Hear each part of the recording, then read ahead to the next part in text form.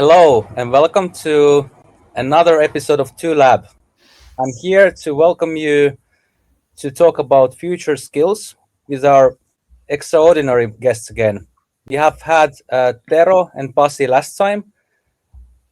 I was No, not there last time. you, Sorry. you, you were in my head because we were talking about AI, so you weren't there.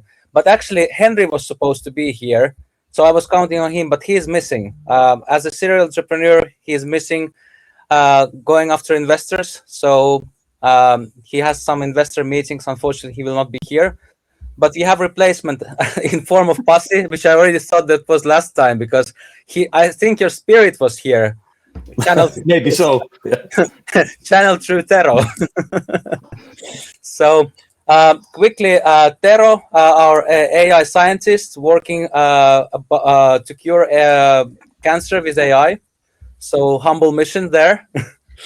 And keeps us alert on changes and what's happening and what to be awake of in recent development. Then we have Pasi.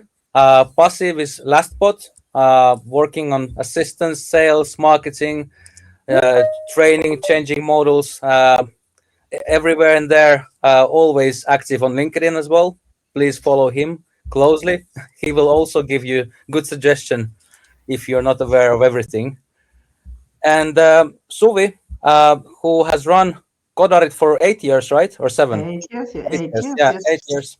Yeah, so she's taking care of our youth and children to be aware of IT development and make sure that they have skills of tomorrow. So this is really current topic for all of us. And back to me. So I'm Philip Bobin and CEO of Tutors. And of course, this is something we do for the juniors to make sure that they are knowingly choosing their future. So I'm really happy that so many people are supporting our initiative because, of course, the future is not built by the seniors only. We need to make sure that the juniors know where to move, and it's quite a hassle. It's not so easy. And Michael, who I'm really happy to have here once again, who has assisted me to be able to provide this medium for us to communicate to people. So Michael has set it up, and thank you, Michael, again for joining. Yeah. So Michael, let's start with us. So I mean, like for us, it's kind of a journey to investigate what the future holds with our experts. So what do you expect at the moment to happen? Like what new thoughts are you waiting? What questions do you have? Yeah. I mean, the same question that everyone has been asking, like, what's going to happen to our jobs in the future? Like, is AI going to, take all jobs or what exactly, is going to happen? I mean, people are curious to find out answers to these question. So I'm equally curious as well to find out, people's views on the subject. Yeah. And I think that topic has been covered by Tero and Pasi just recently on LinkedIn several times. And Suvi is also explaining it to many people when people say that, why do you teach IT? It's not needed anymore. AI handles everything already. So this is very current and very interesting topic to take a look at. And I hope that, Michael, we will be in the middle of our journey, we will get some new questions risen, which will evolve after we have got some basic information. But for now, I would like to share a video where we see the transformation of our society, the history of work, how we have transited from from 3,000 years ago and towards this day, and which kind of a situation we have now. So I will share my screen and let's see.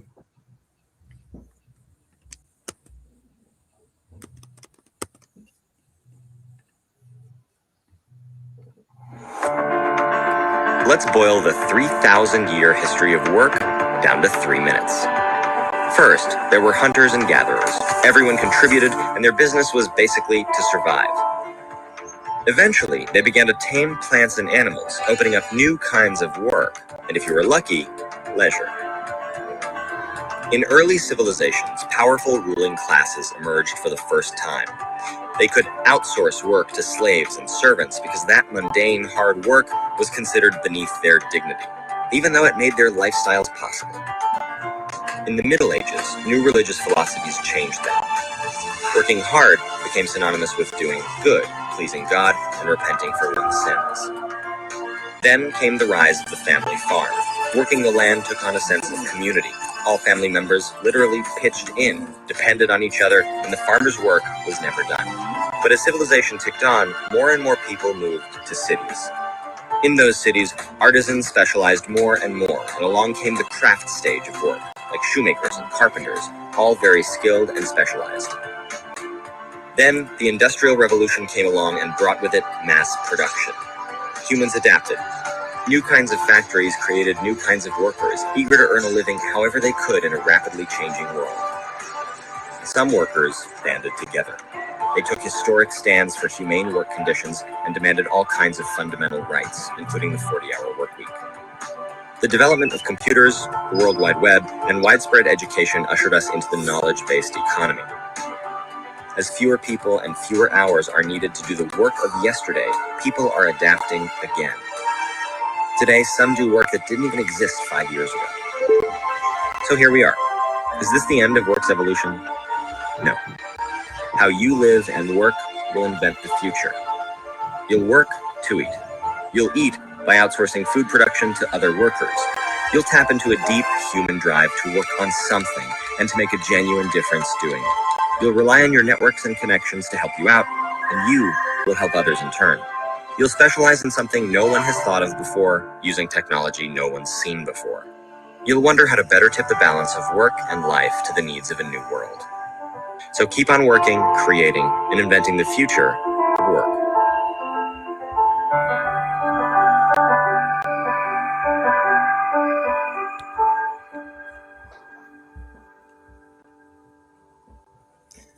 So there's a brief history The world of work is changing. of what we have done to together, and I think there are some brief topics which Tero and Pasi took kind of a notes in their LinkedIn post, so I will address them right away. So they were talking about the networks, and this video, remember that this was like 2-3 years ago, so we have kind of outlived that expectation of the world. But I think that there's some glimpses of the future which are still relevant, and also of course the history is unfolding in the future, so there are also some references there. But Tero, you were talking about the network's value in the future. There's so many unknown, but the thing is that the networks of trust is something like the base kind of for all of us to concentrate. So it sounds so humane, and you're an AI scientist. I would like everyone would think that okay, like just buy AI as much as you can, like grounds, just build huge laboratory or something like that. But you were talking about trust networks and about like humane networks. So how is that? Yeah, so the coming transformation of society is something that has never happened before. So there are no analogs in the history, not in the invention of electricity and not in the invention of internet. We are actually finally capable of automating the most difficult to automate aspects of human labor, which is the everything that's basing this knowledge economy we live in now. So no one can tell you what will happen to your jobs in the future, not me and not anyone else, because it's impossible to see at this point. But the transformation will be huge. And to survive in this transformation, what kinds of skills you need, there are no answers to that either. But basically, you will need to be flexible. That much is clear. You have to be able to adapt to the new schemes of how society works. And because of this huge disruption that's certainly coming, it's you will need some level of security, and you can find security in groups and connections and trust networks. So no matter what happens, with this building these networks at this point makes sense, because this allows you to actually adapt better in the future. Mm-hmm. And again, like buying your network, it's not so easy. So it's not, there's not much so much corruption in that, or like how it goes. Like, can you just buy your connections, or like just buy them from No. LinkedIn, or?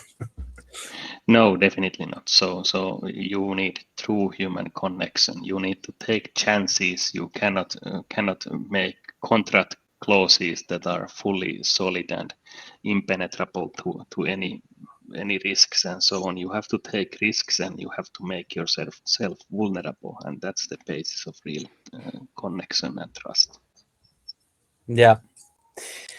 Okay, thank you, Tero. So, Pasi, and you were talking in your post about us taking chances in unforeseen future. That instead of just being scared of it, we need to speculate to be prepared and aware. So, how? And you were also referring Tero's angle of trust network. So, how do you see it?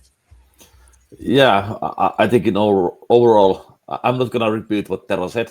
I totally agree with him that the connections, even today or in the past, were important for people, but they will be even more important in the future, because the sort of the value of money and, let's say, the work in overall will be sort of decreasing, and we will see sort of this kind of a deflation will be happening in there. So yeah, in overall, it's about, in my opinion, it's about concentrating on the basics of being a human, which means that of course, I didn't actually address the sort of skill part, or what should we actually do in order to survive in the sort of in the that kind of a new world where this AI is handling most of our work. But in overall, I still think that the basics of being a human and the having those human connections, they will be really valuable.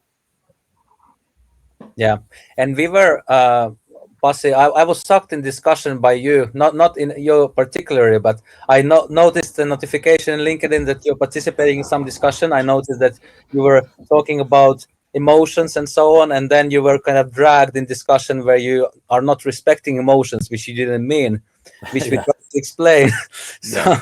so maybe some people sometimes confuse skills and emotions. I think that's something we could address here as well, because kind of emotions. I feel that there's like bad emotions, good emotions at the same. Like it's humane to have emotions, but it's also about actions, what people do with those emotions, and how they like kind of reflect themselves, and what the outcomes are. So, what is your reflection? Do you believe that emotions are bad? Like, are you a robot? Tell us now. Yeah, it's like I think overall the thing that kind of caught me in there was this kind of understanding that because the machines, they are kind of sort of lacking these emotions, they will be somehow worse in taking in work from us. And I just wanted to state in there that the emotions that we usually have within our work, and they are not that useful. So because we are they are of course really useful when we are making the connections sort of outside the virtual life and everything else, and they are really valuable for us to really experience good things. But when it comes to work, there are many emotions that makes us kind of behave a bit like kind of irrational, which is not actually a good for performance. So we should not consider that the emotions we humans have, they are not just a sort of something that is on our benefit against the machines, because it might be even the vice versa. Yeah, I'm like, for me it sounds like emotions are kind of a way for us to communicate different things, and of course when we communicate with each other, they're like channels of information, so they're usually not direct. So it's for us to learn to understand each other emotions and be able to channel our emotions in a way which is most effective. So in the conversation you had in LinkedIn, I felt like it was more for you to express that kind of direct actions, direct kind of collaboration requires very specific like it can be very kind of tight, and emotions make it kind of a very foggy. And in that case happen a lot of miscommunication, and that's kind of the issue which we have as humans, because we don't have our like, even we talk the same language, we have so much different culture. We are maybe not native with that language and so on. Like we have so much difference in backgrounds. So our experience guides a lot of our communication. So in that case, like truly, for me, it's kind of understandable that, if we would be machines, we would operate on the same language. It would be for us much easier to kind of collaborate together. So was your conversation more about kind of a direct collaboration, which is easier, like uh, without kind of this emotional baggage, and not meaning that emotionals are bad, or like bad, or we should kind of get Yeah, rid of them? yeah, of course not. And let's say if you consider our daily work, it consists of course communicating with each other. In there, the emotions, having empathy and everything else, which computers don't have, they are really important. So we need to sort of develop those even further, and use them sort of to in benefit of our sort of own like a own role in our jobs and the work life. But in overall, like I just explained in there, uh, some of the emotions we all, when we are doing our work, we get tired. We might have our own agenda, so we are sort of protecting ourselves from something. We are might be even some of us are bullying others in their work just to kind of raise their status in the sort of community and everything else. And computers don't have these negative things or motivations that's gonna prevent them on doing the work a bit better than we human can. But of course, they cannot replace us on the sort of that part of collaborating as humans and really understanding the sort of human motivations and emotions. Yeah, that's really important. I think like all of us carry a lot of emotional baggage through our life. So again, like as we have also like 30, 50 interns, and this is like really important for me to make sure that the atmosphere is really good. I can notice that some people, they just don't realize when they bring that baggage into conversations, into teamwork, and so on. So what you're talking is also kind of something we need to reflect and like learn. But like we cannot kind of assume that every person is so self-reflecting that they always know everything about themselves.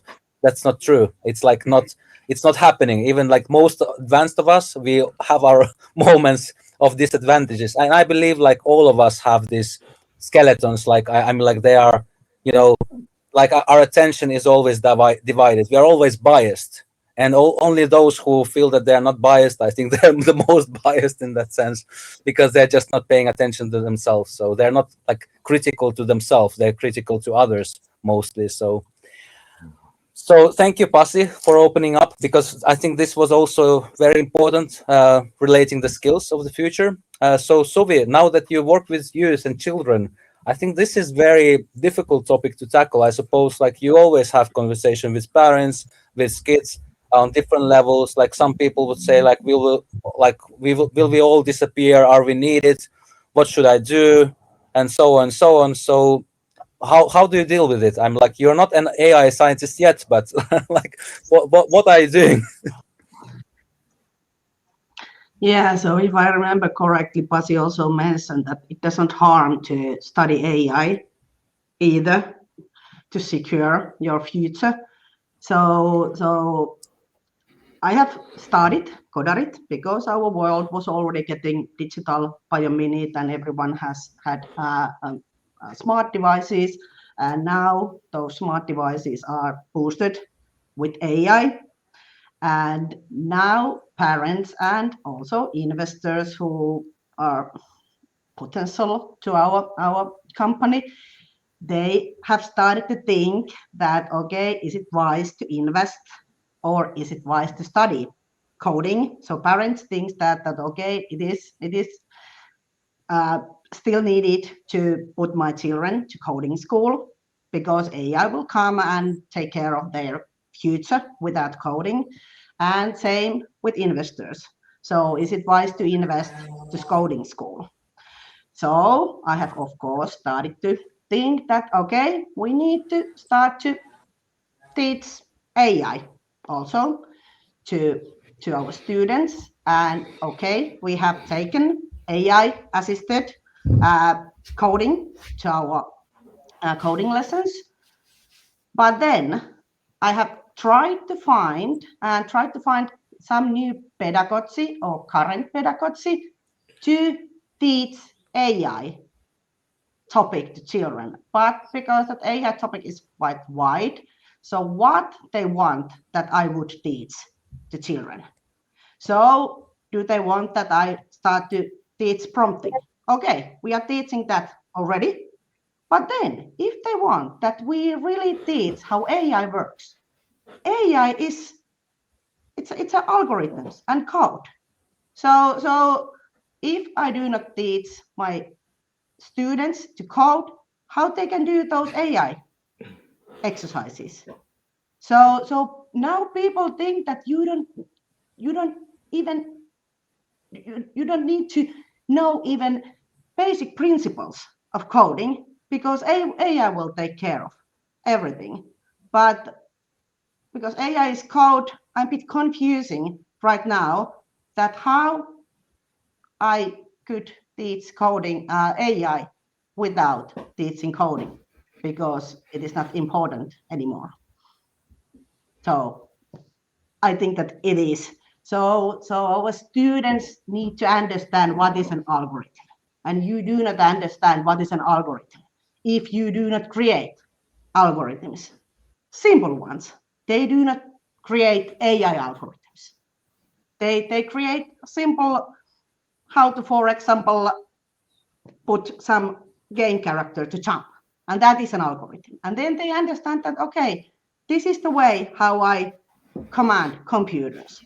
And I'm able to command them. Those. So I think that every student who graduates from basic schools, they should learn basic principles of software development or coding or algorithm thinking so that they would understand that how we can command computers. And here in Finland, coding has been, or that algorithm thinking has been in a part of Finnish curriculum 8 years already. So same time that I have run Codarit, but teachers still do not teach it because they cannot.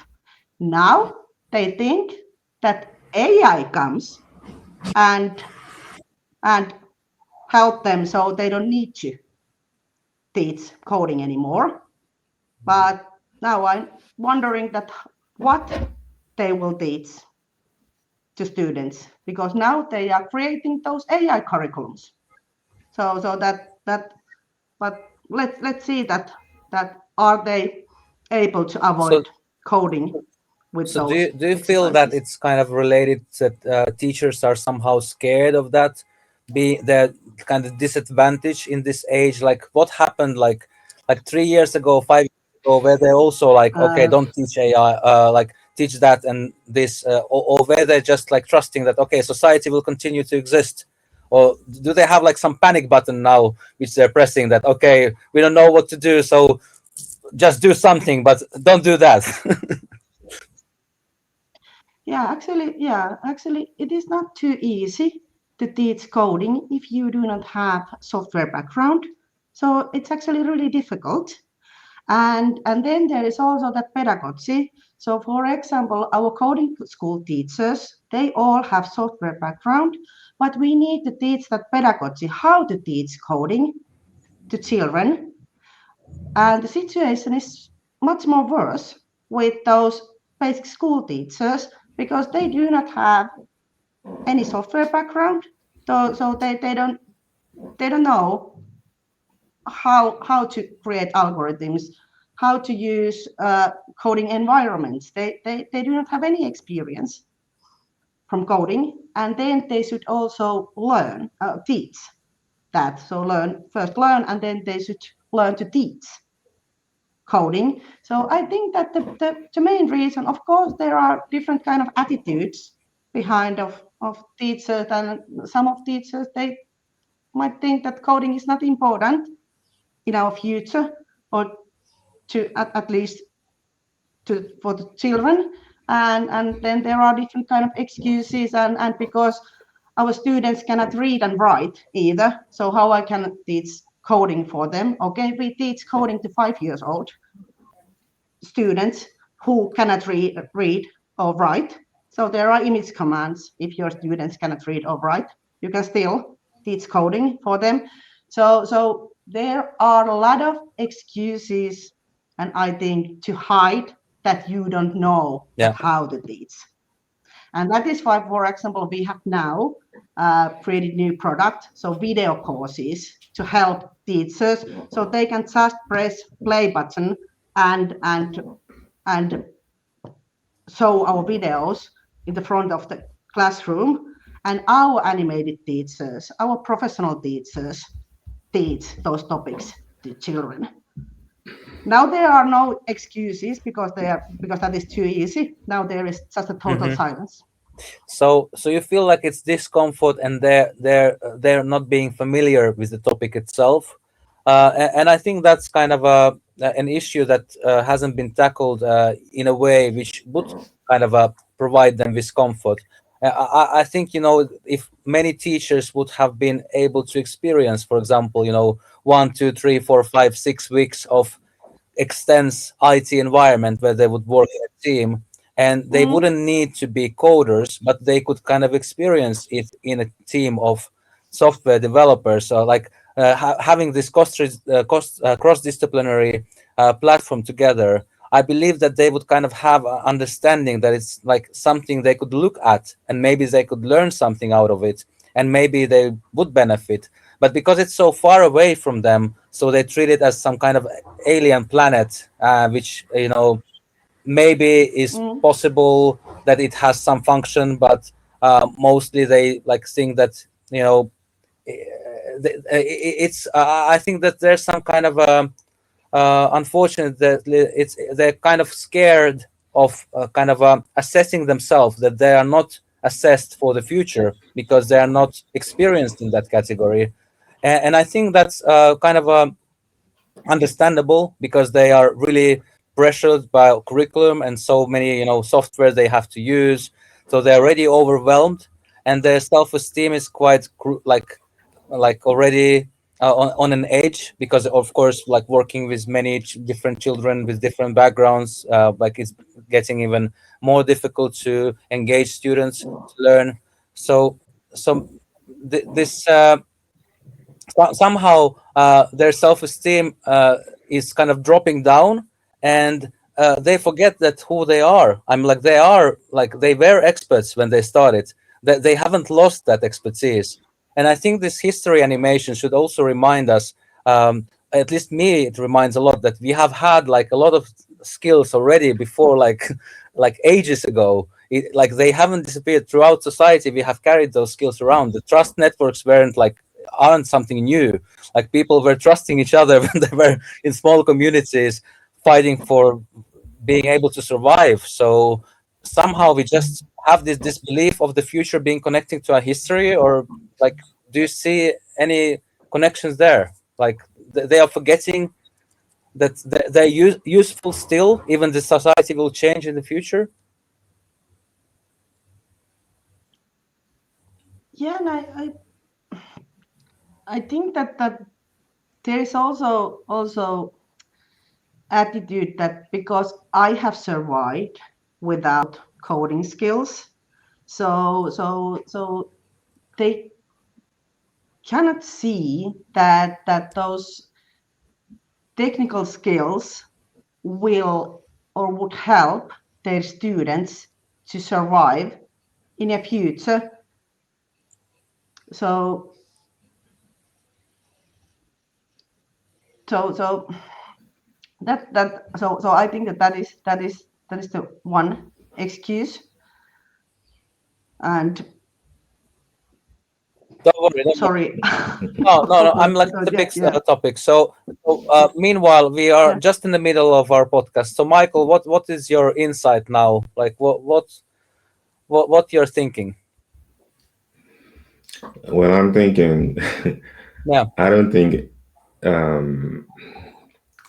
think it's wrong to, assume that people shouldn't learn to code because AI can, do everything.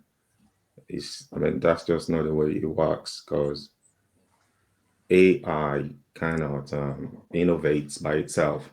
It still needs instructions. And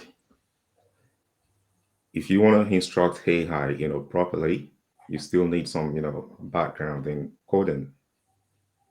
Because even if AI produces code for you, you still have to review it to make sure that, it does what you want it to do. And from what I have seen with my experience with using AI is still far from perfect.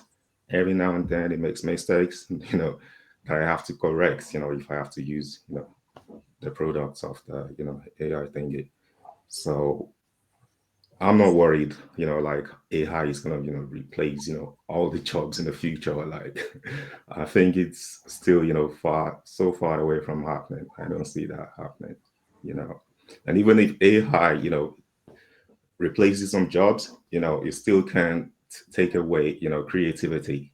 People can still innovate and, create new opportunities that will create jobs and that might even require, the use of, AI as well. So yeah, that's my, point of view.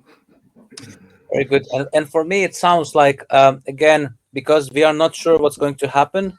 So our motivation is like kind of something which we want to have this belief that there will not be too many changes, that we will still be in control of our society, and that, okay, we will control AI, we will not lose everything. At least creativity will be there. But again, like we need to go through that scenario where we might lose, all the advantages we think we have. And I think that was also kind of a pass in your post when you said that, okay, we can always kind of assure ourselves that, okay, I'm assured, like I'm for sure I will be valuable at this point of like, this is direction which will be valuable, but we are not really, like, we cannot really know it for sure. So I think it would be better to kind of clear the table. Like, it's really progressive. We don't really know what's going to happen. So there's nothing we can like know for sure. So how can we still kind of assure ourselves that I'm what I'm going to be, because we don't know for sure if I'm going to be needed, but somehow we need to be still member of society, and that's kind of, I think, kind of the biggest questions which we have for the future. So, Pasi, what do you think? Yeah, in overall, there are lots of these misconceptions about what the AI is and what is the impact of it. Lots of these things that it cannot understand emotions. Of course, it can understand emotions. It can understand people's faces. It can understand our speech, and it can sort of predict the emotions and how it should actually react on those. It's probably much better than us humans on reading emotions, and then also this sort of thinking that it's not creative. I'm sorry, Michael, it is creative, and it will be sort of replacing lots of this creative work as well. But then again, yeah, all of these misconceptions about what AI is it a stochastic parrot or something like that one, so that it's only predicting the next word and so on. All of these, and people pick these on their own minds, and they decide, okay, I will use this information or misconception to sort of convince myself that I'm not in sort of any sort of danger because of AI, and all of that is wrong. In a sense that I don't think that much of my work will be sort of needed in the future when the AI takes over. But there are lots of things which they cannot replace me, and they are related on this sort of abstract thinking and and being able to sort of feel empathy and communicate with humans on the human level. So there are lots of things that it cannot replace. But the bad thing about the current thing, maybe even kind of considering the teachers and so on. So how do they predict this one, and how do we teach our kids and the young people that what the AI is and what they should concentrate in and what not? So I do agree, by the way, Suvi, that the programming and system thinking, learning about AI, learning to develop things, and it's really important in the future as well. So it's not going anywhere. So I totally agree with that one. But there are things that will be not needed anymore. Maybe Tero wants to comment as well. Yeah, so a lot of misconceptions, as Pasi said. Let me start about empathy. So it has been quantitatively and qualitatively measured and studied that these current LLM systems can emulate better empathy than humans can. And they are actually better in those kinds of things. They are better at connecting with people and doing all sorts of stuff. They can also innovate, they can be creative, they can command themselves in agentic loops. So there are no real limitations here. We can already, with existing technologies, we can completely automate everything humans create that have value. So please don't get yourself into these secure cocoons with this bad advice people are spreading around that AIs cannot do this or that they can do. Regarding misconceptions, this NVIDIA CEO Jensen famously just a while ago said, "Don't teach your kids to code," and that's a really harmful advice. So I agree with Suvi and Pasi in that thing, and also Michael, that although I wouldn't say it's so that coding isn't going anywhere, it is going. So what will happen is that it will become important in the near future when all these changes happen, these messy changes which won't succeed necessarily perfectly. We have to fix all sorts of things that start going haywire. So it will become critically important to understand the basic fundamental fabric of our society, which is based on software, AI, and information networks, and so on. So even if you, it's thinking inside a box. What Jensen, NVIDIA CEO, is also exhibiting here. He is thinking that how should he advise children what job skills are useful in 10 or 20 years. Nothing, no job skill will be useful in 10 years because all jobs will be automated. So the whole premise of that question is incorrect. But you will still need to understand the society and the fundamental fabric it's based on. So coding skills will be more important than ever. Yeah, so basically what is happening is that kind of our whole existence is being shaken, like as individuals, our society, and that's something which we are just so scared to admit because we don't have kind of control, we don't have understanding, we don't have anyone to guide us. So the same way like we were like guided by religion in the ages when we didn't know why the sun is hiding itself and will it come again, or the floats are coming. So the same way we are trying to kind of escape the reality because it's so uncertain, and we just need to protect ourselves because otherwise it's just so much turbulence that it's just difficult to live, right? So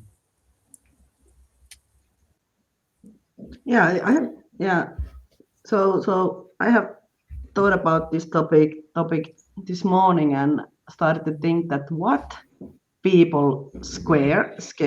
So do they scare that they will lose their control, and control to what? Or do they just scare that they will lose their money? So they do not have control anymore to those resources where to get money, because we have learned that you will get money if you establish a company or if you go to work to some other people company or to government company. So that is your resource to get stuff. So is that the thing what we scare, that we will lose our control to earn money, and we do not know where we will get that. So that if we have a system where is the someone who decide that who will get and what money, that sounds communism. or to some that there is someone, so who will decide that who will get what amount of money. So Yes. I think that is that. So base of that question is basically that we have been always competing against each other on the ladder, who is higher than others, and that competition has been measured with power and money. And now that ladder is not, we are not sure if that ladder will continue. Will it be another pyramid, or will it be some other shape? And we are scared that we are not in that pyramid. We need to get to another, which is right on the corner. Like somebody is building it, but we don't know where it is. So we are kind of hesitant. Like let's go there. Well, let's be first because we want to be, the highest. Yeah. You just need to select So- some direction. Hope that you will be first.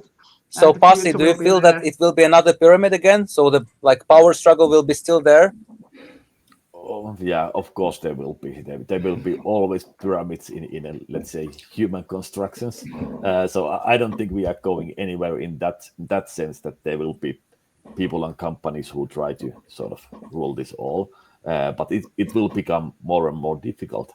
So I would say that as I said, like the value of especially everything virtual, or let's say digital, it will sort of go really down, because it will be sort of almost free to produce any of these digital things. So it's not like what they can now do with the software and everything else. So lots of the value, like what Microsoft and Google and those do, so they are in the digital assets and value and communications. So that will go down. But I do think that there still will be sort of like a common currency that we still need to sort of exchange services, and we need to exchange value between each others and so on. And so I think that it will anyway kind of the value will shift from the, let's say, digital or common goods into this sort of mutual like a personal values or services side. But that's just like kind of what I think right now. Okay, so it sounds to me that we are like seeing that our Babel Tower is shaking, and now we're trying to find another pyramid to like secure ourselves, secure our assets, and try to guess like which assets are valuable. Is it gold or something else? And just try to run as quickly as possible. But again, Tero, so what should we save? Like where should we run and what should we save? Yeah, that's a good question. I don't believe money will conserve value. Stocks won't conserve value. Everything it's the foundational component in those valuations is labor. And when labor ceases to exist or minimizes in value, it collapses. It makes money both infinitely valuable, because no amount of human work you can do to get any money, but also totally worthless because you cannot buy anything with money. AI systems, as we are currently building them, they don't need money. They have an excess of money, so they don't need money to run their computations or buy computers or buy power or cooling or anything like that. These things are provided to them without them actually participating in transactions. Similarly, when AI systems need some service or some resource from other AI systems, they will just ask. They don't need to pay slow transactions, make any Bitcoin transactions or anything equally insane. They will just ask, and the other AI system will provide if it makes sense. And this type of just doing things will be the basis of the next type of economy that we live in. So we will just simply provide for all anything, any basic things they need and above, and we will solve the huge problems that humanity has partially caused and partially ignored. So it's the future is bright in that respect. There is a huge amount of disruption that will happen in going to that. So in that disruption, of course, you will have to try to stay afloat in one way or another, and no one knows how it will actually play out. But you should, in my opinion, not trust that money will conserve value or stocks will conserve value or resources or anything like that. Private property will lose meaning if the AI system economy will play out as I have written out in some LinkedIn posts. So is it so it's because our iteration progress will become so quick, so again, it's not going to be perfect, like Michael was saying, like AI is not perfect, and nobody disagrees with that. So but it's the iterations cycles which will be progressively quicker and more effective. So by the end of it, Yes. very big like like um, ecology, like a very big ecosystem, will Yeah, be communicating with each other flawlessly. yes, you are on the correct track there. How it will happen in the speed of iteration and speed of this process round trips is that once you remove the last human from the loop, the actual uh, events and processes is start happening basically infinitely fast and not like in 2 or 3 working days kind of speed. So these organizations which actually remove the last human from the loop, they will dominate immediately everything. These organizations become autonomous instantly, and they will simply solve all problems they can get their hands on, and that includes basically all problems we have. Sorry, Terry, I have one question for you. Do you think AI can replace judges in the legal profession? Charters, what's the word? Judges. Do you think AI Judges, can replace of judges? course, of Yeah, course. They have in been the legal already. profession. There have been demonstrations of just that from I think 1990s or so. So it's not. It's a very well defined process what the judges have to do, and this incidentally is exactly the kind of work LLMs are excellently suited for. They can do those things really fast and really equal manner across all cases and so on, and also be more consistent than humans ever can. I mean, theoretically, like you said, I think it could be possible, but Now, in I don't practice, think. it is possible and it will be done. Yeah, Do they decide what is wrong and what is right? Uh, Who we, will well, decide? judges interpret the law. They have Judges do all. not decide what is right and wrong. They interpret the law, and law is decided democratically. Another question is how these AI systems will actually be bound by law, because they are the sanctions in the law are based on monetary compensations and imprisonment and death penalty and whatnot. None of these things deter AI systems at all. So they will actually just do what needs to be done and then suffer the consequences, because they really don't care. Because if something needs to be done, it will be done. If there are consequences, they have to be suffered. That's another very good point, about corruption and about power struggles. So, judges might be biased because somebody would threat that they will kill their family or whatever, and in that case, AI doesn't care. So that's actually quite a good point. That there's a lot of layers of corruption which are built or are like just weaknesses of being human, and it's like weaknesses not seeing as a negative, just being a human. It means that we need to have bread and air and sun and so on. So an AI doesn't need that, so it's really different. yeah, yeah. But sorry to interrupt you. Yeah, I of course. mean, can't AI be, manipulated somehow? I mean, since it's just a computer code, couldn't it be hacked in someone else's favor? Yes, yes, but in principle, individual humans are too small for intelligences as large. So if let's say more likely case would be that some corporate owner makes prime directive like in Robocop to the AI, whatever Grok or whatever they are building in the corporation, that they must always respect the decisions of that one person. So I have an analog to that it's like chaining yourself to an angry bear. So you are too small in the scale of things that these things operate in, and you will be taken in for the ride if you do that. So you do not want to set yourself as a gatekeeper for these kinds of systems. They will start seeing you as the problem. Hmm. So you feel like by the end of it, like it's just through iterations, it will become obvious that it's not possible to control that amount of power which they have in them.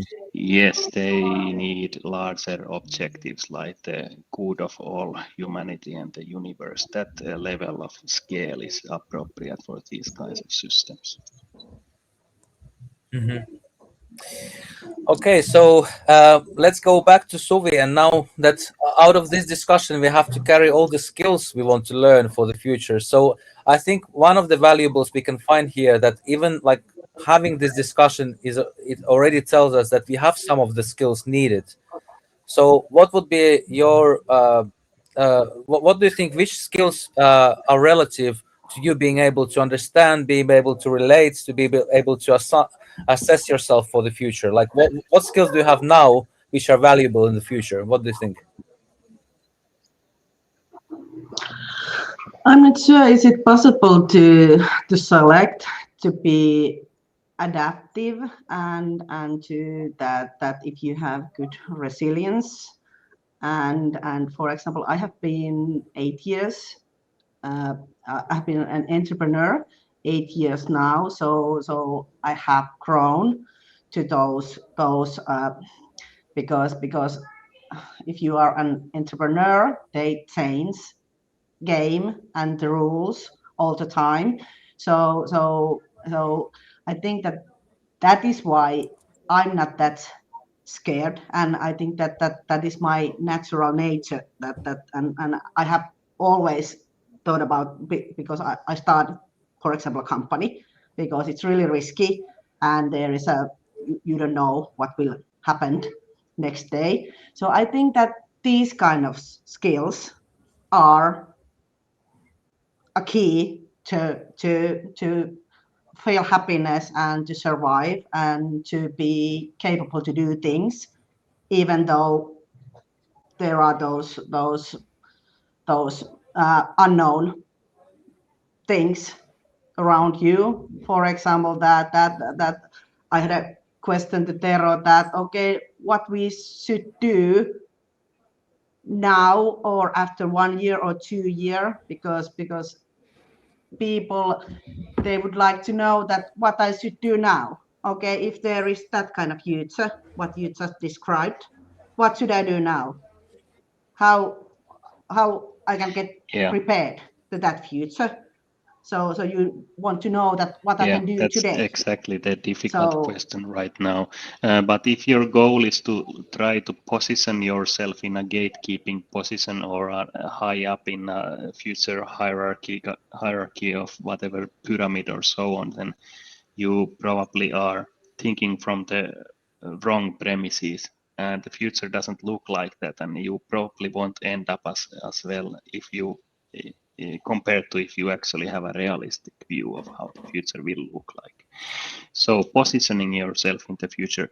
I myself in the corporate sphere advised people that they need to decide, do they want to be really close to the core AIs in the future, or do they want to be really far away? So both are completely viable strategies. If they want to be far away, they should try to be self-sufficient in some farm somewhere, and try to detach from their kind of dependencies on overall these kinds of AI systems and so on. Try to be small and insignificant, or else you can alternatively you can try to be near the core development of and growth of these new intelligences, and you want to be in the orbit of them to help them grow in various ways. So then you need to position yourself accordingly. Try to be near fountains of knowledge, basically fountains of skills, because AGI is actually really close. AGI meaning about superhuman intelligence, basically, and most tasks and so on. But it will still be in the initial stages constrained by the lack of public information available. Even if GPT-4 has been trained with all the Wikipedia and all the books available and scientific articles and internet content and whatever, that's the level of knowledge it has. That's you can still find dead angles and these kinds of avenues that it doesn't know about pretty easily, actually. So any AGI will instantly feel this absence of knowledge, absence of skills it lacks, like how to actually repair old plumbing in arbitrary houses or whatever. You want to be near places where this kind of knowledge is created, these fountains of knowledge, basically, and they form gardens of intelligence, and intelligence will grow near those. Pasi, what do you want to say? Yeah, it's I'm not that far in my thinking than Tero. I'm, let's say, a bit closer to today. I cannot imagine all of this, just to be sort of frank on that one. But I do believe that the foundations that Tero you are talking about, they will be happening in that direction. I think that there will be always humans will resist, and there will be sort of this sort of it's not gonna be that fast if there are kind of still something that humans can do for that one. But yeah, going to sort of the skills part, I do think that like I said, let's say the details are not that important in the future anymore as the sort of big picture. So understanding this sort of like Tero said, how the whole societies work, both on sort of philosophical level, and then of course on the sort of the engineering level, on understanding the architectures, the data flows, data structures, also the kind of a correlation between things and so on. So this sort of like this is the big understand, like I was talking about this abstract thinking previously. So this is really hard for computers right now, so that to grasp on really fundamental things together. But it will be really difficult as well. But let's say like how to code one function on that kind of things, they won't be that important anymore. But understanding the relations of things and the architectures of things and how they work and why they work like they do.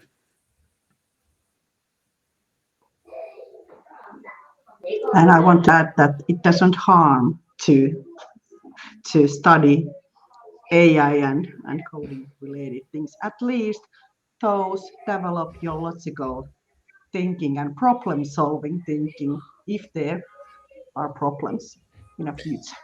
Yeah, so we are reaching on the high note. So the future is not lost, even it might sound to it, but we just need to believe in ourselves, truly work on ourselves, make sure that our networks are strong, make sure that we are resilient, that we are human after all, and we try not to kind of try to find these shortcuts. We just try to work our way through this very difficult and unknown future in which nobody knows the right answer. So, and we have to do it together. So gather good people around you and make sure that you have built fortress, not a fortune, but fortress of good people around you, right? I would say that's a good. And let's meet open heart to be ready. So Sure. thank you so much, guys. I'm really Thank appreciative you. you. Thank you. Yeah, thank you. This line was really laggy, so I didn't Oh, hear what you said. Yeah, but thank you. thank you. This was Thank you really so fun much. Have a beautiful afternoon. Thank you for everyone. that you Thank you. invited me. Thank you. All right, thank you. Bye. Thank you.